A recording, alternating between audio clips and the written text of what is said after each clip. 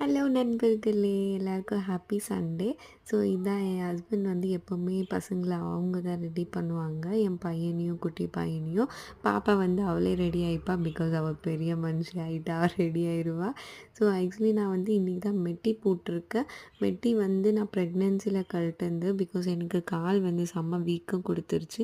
அதனால நான் கழட்டி வச்சிருந்தேன். ஸோ இன்னைக்கு தான் நான் போட்டிருக்கேன். எப்படி இருக்குன்னு சொல்லுங்கள் ஃப்ரெண்ட்ஸ். ஃபைனலாக அவரும் டக்கின் பண்ணி பார்க்குறாரு. அதுக்கப்புறம் இது பண்ணி பார்க்குறாரு. இன்னும் வேலையே ஆகல. சரி அப்போ நான் ரெடி ஆகிட்டு பாப்பாவை குட்டி பையனை ரெடி பண்ணணுன்னு கிளம்பிட்டேன். பிகாஸ் இவர் ஒரு ஸ்வெட்டர் போட்டிருந்தாரு. எனக்கு அது பிடிக்கல. அதனால வந்து நான் வேறு ட்ரெஸ்ஸை மாற்றி விட்டேன். என் பையன் வந்து இந்த ஷூ நல்லாயிருக்கா, அந்த ஷூ நல்லாயிருக்கா, சொல்லுங்கன்னு கேட்டிருந்தான். நான் ஏதோ ஒரு ஷூவை போடுறேன் அப்படின்னு சொல்லிட்டு கிளப்பி விட்டாச்சு.